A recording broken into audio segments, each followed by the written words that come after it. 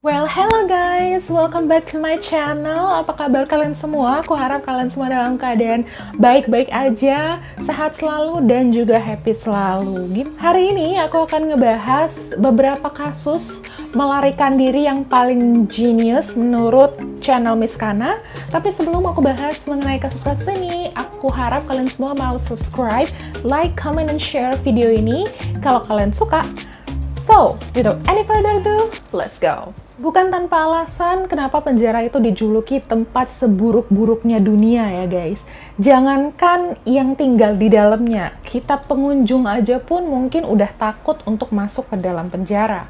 Ini adalah tempat di mana para kriminal dengan berbagai latar belakang berkumpul guys. Mulai dari yang enteng, kayak cuma nyuri pisang di kebun belakang orang lain, sampai ke pelaku tindak korupsi ataupun terorisme ada di dalamnya. Penjara juga terkenal dan identik dengan kesan buruk. Itu makanya nggak heran kenapa orang-orang yang baru keluar dari penjara biasanya susah untuk mendapatkan pekerjaan ataupun berbaur kembali dengan lingkungan sosial. Sehingga sangat wajar kan ya guys, kalau jangankan kita, bahkan para pelaku kriminal sekalipun nggak tahan berlama-lama ada di sana. Sehingga banyak dari mereka yang melakukan upaya untuk kabur dan melarikan diri dari penjara dengan berbagai cara. Mulai dari menyamar, kabur menggunakan barang-barang yang ada, sampai dengan melakukan tipu daya. Nah, dalam sejarahnya banyak banget aksi-aksi kabur dari penjara yang menurut channel Miss Kana ini genius. Dan kali ini aku akan membahas 5 dari beberapa kasus yang udah aku temui di beberapa sumber dan artikel-artikel ya guys. So, kasus yang pertama adalah kasus kabur dari penjara oleh Frank Abagnale. Nah, bagi kalian yang udah pernah nonton film berjudul Catch Me If You Can yang diperankan oleh Tom Hanks dan Leonardo DiCaprio muda, pasti kalian udah tahu deh ceritanya kayak apa. Film ini bercerita tentang seorang narapidana yang berhasil kabur dari penjara karena jago ngomong, guys. Jago berkelit. Coba, nah percaya atau tidak, kasus ini itu diilhami dari kisah nyata seseorang bernama Frank Abagnale. Abagnale ini ditahan karena kasus penipuan ya guys. Nah, Abagnale ini dikenal sebagai masternya ngomong ya, masternya berkelit, masternya bicara, jago banget untuk meyakinkan orang lain. Dia itu jago nyamar juga, bisa nyamar jadi tiba-tiba jadi dokter, tiba-tiba jadi pilot, tiba-tiba jadi pengacara, tiba-tiba jadi agen federal, pokoknya jadi orang-orang hebat gitu deh guys. Jadi orang-orang itu bakalan tunduk sama apa yang dia bicarakan, dan apa yang dia omongin juga berkualitas dan masuk akal. Ia sampai-sampai berhasil mengakali berbagai macam birokrasi dan menggelapkan jutaan dolar karena aksinya tersebut. Nah, aksinya Frank Abagnale yang paling terkenal adalah ketika Frank Abagnale ini berhasil lolos dari penjara saat dia dihukum 12 tahun karena kasus pemalsuan dan penipuan. Nah, pada tahun 1971, bagian administrasi itu lupa mengirimkan surat penahanannya, guys. Gimana caranya para administrasi bisa lupa mengirimkan surat penahanan seorang kriminal penipuan, ya kan? Coba deh, itu emang administrasinya yang terlalu banyak kerjaan atau pusing sampai bisa lupa? Nah, disinilah kesempatannya dia ya guys. Nah, dia itu bilang sama para sipir penjara, ya ini adalah seorang agen federal yang diutus untuk menyamar dan pura-pura menjadi seorang kriminal untuk melakukan tugas inspeksi mendadak gitu ya, inspeksi penjara mendadak. Nah, dengan caranya dia ngomong, nggak tahu kenapa sipir penjara tuh bisa percaya aja gitu sama dia. Dan dia itu diperlakukan dengan sangat istimewa ya guys sama para sipir penjara itu. Caranya dia bisa buat sipir penjara percaya adalah, nah jadi pada saat penangkapan si Frank ini untuk kasus pemalsuan dan penipuan itu, ada seorang agen FBI yang datang ke temennya Frank dan mencari-cari Frank. Pada saat itulah kartu identitas dari agen FBI ini kan tertinggal nih di temennya Frank. Nah, disinilah Frank memanfaatkan kartu identitas tersebut, guys. Nah, jadi temennya Frank ini menyamar jadi tunangannya Frank dan datang ke penjara dan ngasih identitas FBI yang ketinggalan tadi sama Frank. Nah, disitulah Frank kasih tahu ke sipir penjara bahwa ini nih identitas FBI, kalian bisa telepon nomor yang ada di identitas itu. Diteleponlah nomor yang ada di dalam kartu identitas itu dan diangkatlah sama temennya Frank ini yang tadinya nyamar jadi tunangannya. Itu diangkat sama dia dan bilang bahwa benar kalau itu adalah salah satu agen federalnya FBI yang nyamar. Dari situlah mereka percaya bahwa Frank ini adalah seorang agen FBI dan pastinya dia diperlakukan dengan sangat istimewa. Saat para sipir ini menelpon temennya yang tadi datang ke penjara itu berpura-pura jadi agen FBI sesuai dengan identitas yang tadi dikasih. Nah, dari situlah temennya bilang bahwa tugasnya Frank ini sudah selesai dan sudah bisa dibebaskan. Nah, dari situlah para sipir penjara itu memutuskan untuk membebaskan Frank. Dan Frank itu bisa langsung keluar dari penjara lewat pintu depan, guys. Dengan tenang ya kan, dia bisa keluar tanpa harus kabur susah-susah. Hanya dengan dia langsung kabur lewat pintu depan. Kurang hebat apa coba? Nah, kasus kaburnya Frank ini langsung menghebohkan dunia militer, langsung menghebohkan dunia kepolisian ya kan, karena dia bisa kabur dengan begitu mudahnya, hanya dengan ngomong aja dia bisa langsung kabur. Tapi berkat keahliannya Frank yang memang pintar dalam memecahkan suatu masalah, kemudian bisa menganalisa dengan baik, kemudian bisa ngomong juga dengan baik ya kan, bernegosiasi dengan baik. Nah, jadinya pihak kepolisian, pihak militer, bahkan pihak atau agen-agen FBI pun meminta bantuan Frank untuk menyelesaikan kasus-kasus besar mereka. Nah, sekarang itu Frank sudah menjadi konsultan keamanan Amerika, guys, gara-gara kemampuannya itu. Ya, sebaiknya kemampuan yang baik dipakai untuk hal-hal yang baik ya, guys. Nah, kalau kalian pengen tahu lebih jelas mengenai aksi dari Frank Abagnale ini, kalian bisa nonton filmnya Catch Me If You Can. Itu film bagus banget, guys. Next, yang kedua ada Frank Morris, Clarence, dan John Anglin. Tiga orang ini menjadi tiga orang yang paling bersejarah ya, karena ini adalah kisah pelarian paling bersejarah sepanjang masa. Alcatraz adalah salah satu penjara paling ketat dan paling rumit yang ada di dunia. Kerumitan dan tata model bangunan, tata model ruangan membuat Alcatraz ini dijuluki penjara paling aman serta paling kejam bagi seluruh narapidana yang ada di sana. Alcatraz ini berlokasi di tengah laut dengan air yang sangat dingin dan berarus kencang di Teluk San Francisco. Para sipir di sana, bahkan mungkin dunia kepolisian juga sangat membanggakan keamanan dan ketatnya penjagaan di Alcatraz, juga kejamnya penjagaan di Alcatraz, guys. Tidak ada satu orang pun yang berhasil kabur. Bahkan orang yang mau mencoba kabur aja langsung ketahuan dan langsung ditembak mati saat itu juga. Tetapi pada 11 Juni 1962 ada kejadian yang menggemparkan dunia dan tidak terduga. Ketiga orang ini berhasil kabur dari penjara Alcatraz, penjara teraman di dunia, hanya bermodalkan beberapa barang-barang seadanya yang kita sendiri pun mungkin nggak kepikiran gitu bisa pakai barang itu. Ada kertas, ada rambut, ada sendok, dan ada jas hujan. Cuma dengan beberapa alat ini mereka bisa keluar dari penjara. Mereka bertiga itu menghabiskan waktu selama 6 bulan untuk menggali terowongan. Dan pada saat mereka menggali terowongan itu mereka memilih waktu yang spesifik, guys, yaitu pada saat di Alcatraz sedang dihidupkan musik. Jadi di Alcatraz itu ada jam-jam di mana musik dihidupkan supaya mungkin narapidananya nggak stres kali ya. Jadi ada dihidupin musik itu supaya pekerjaan mereka itu nggak terdengar bisiknya sama para sipir penjara. Jadi nggak akan ketahuan.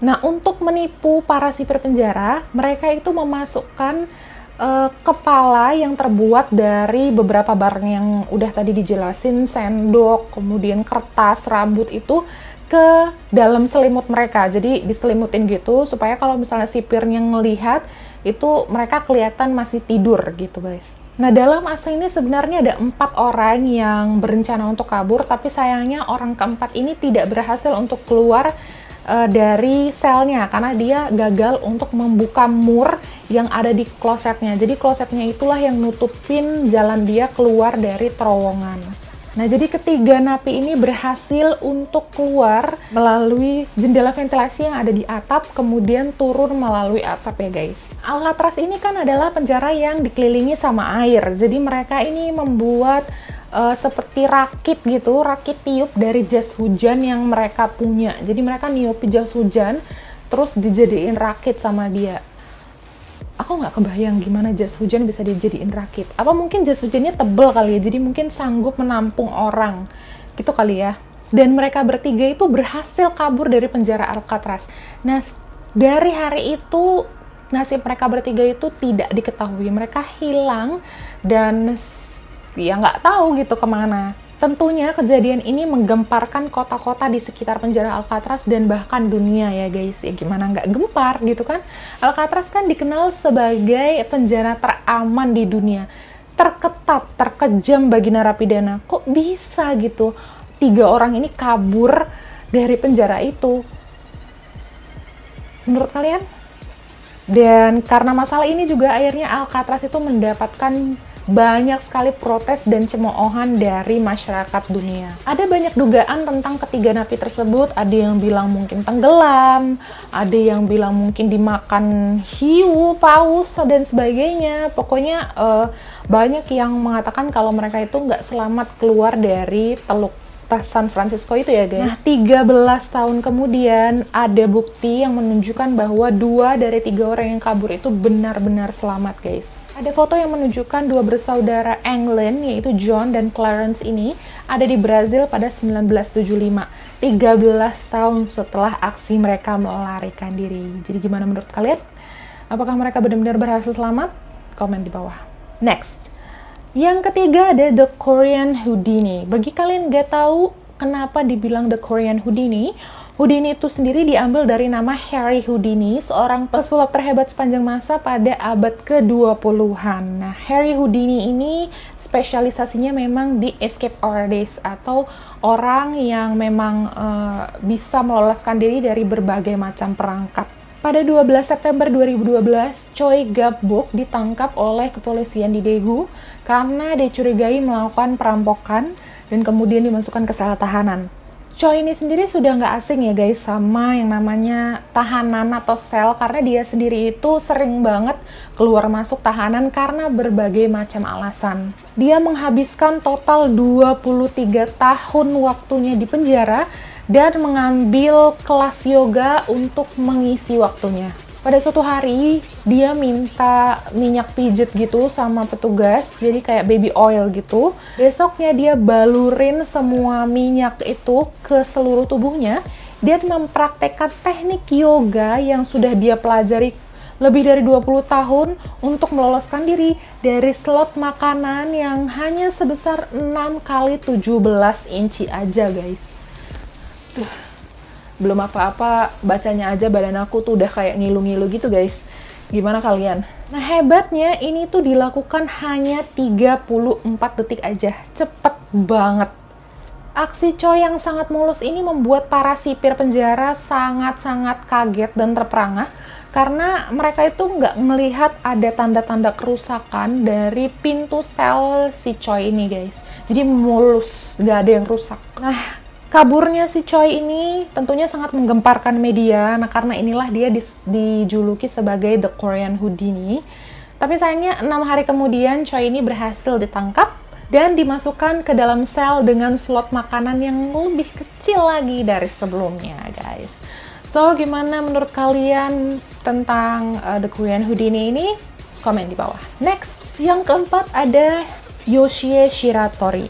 Nah, bila Amerika punya Alcatraz ya guys, Jepang juga punya.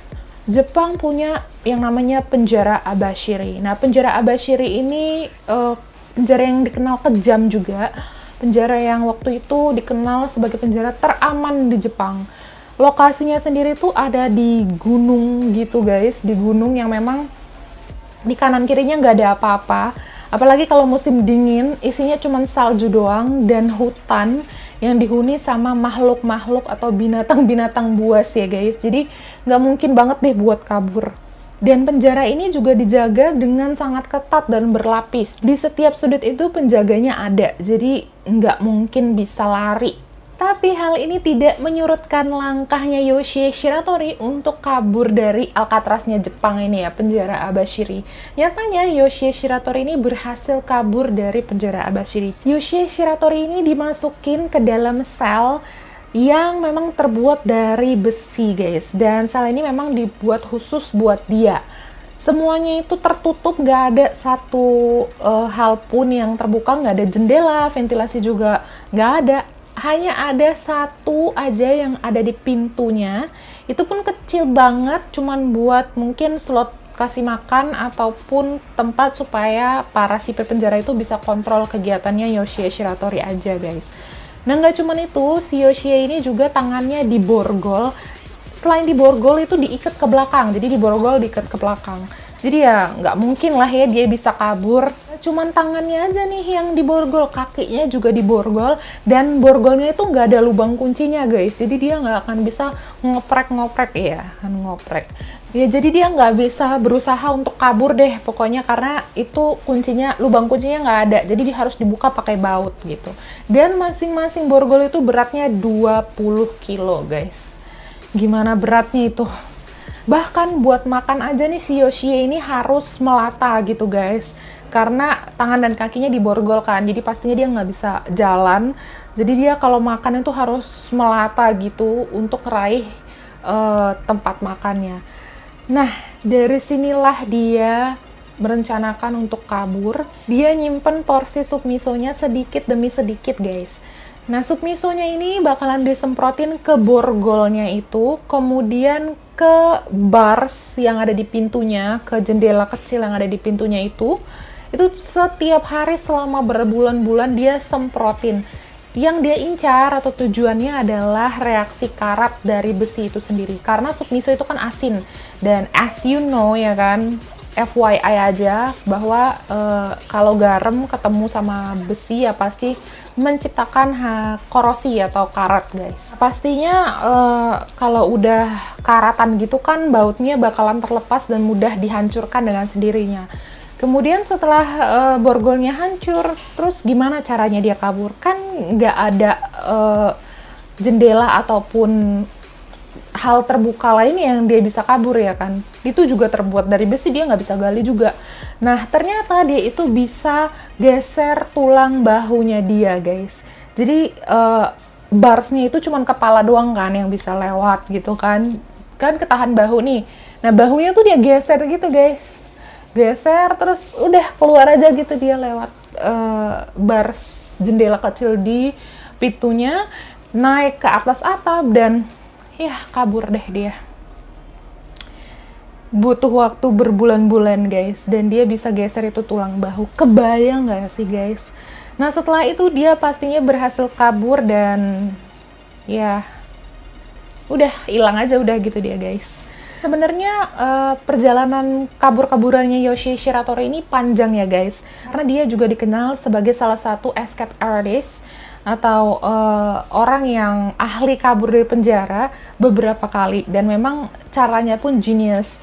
Aku cuma bahas satu dari beberapa aksi dia melarikan diri dari beberapa penjara. Kalau misalnya kalian mau aku bahas lebih lengkap tentang Yoshie Shiratori ini, kalian boleh komen di bawah, nanti aku akan buatin satu edisi khusus, video khusus untuk membahas lengkap tentang Yoshie Shiratori. Next, yang terakhir adalah Kader Mono. Jadi tadi kita udah bahas yang dari Amerika, udah bahas yang dari Jepang.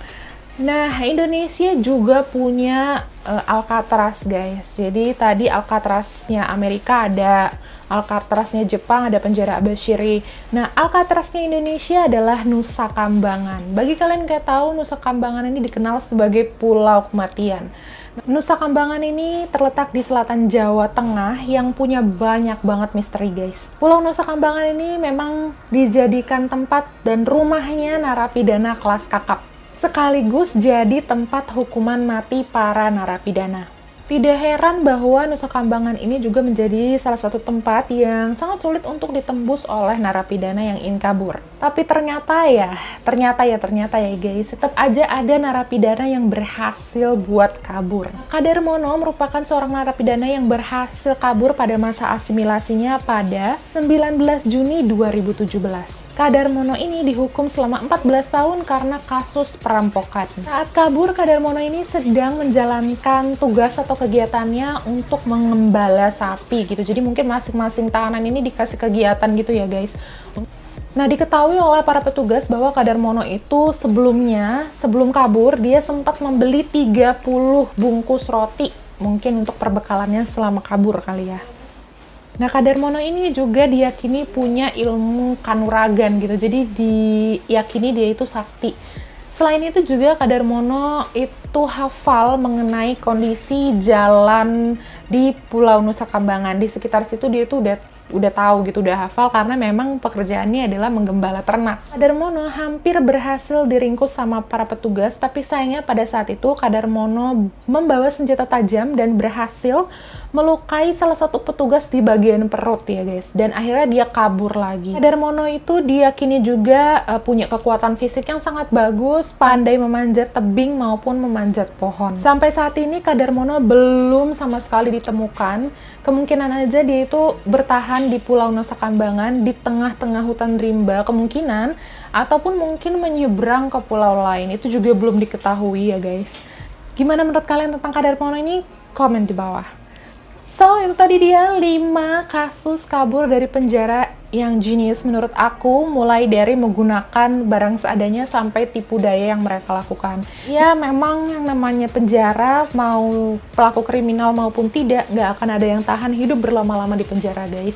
Karena memang kondisi latar belakang orang-orang yang ada di sana mungkin menjadi sesuatu yang membuat kita takut ya. Kita ambil yang baik-baiknya aja, buang yang negatif-negatifnya. Atau pelajarannya aku bisa ambil dari hal ini adalah kesabaran itu tanpa batas guys.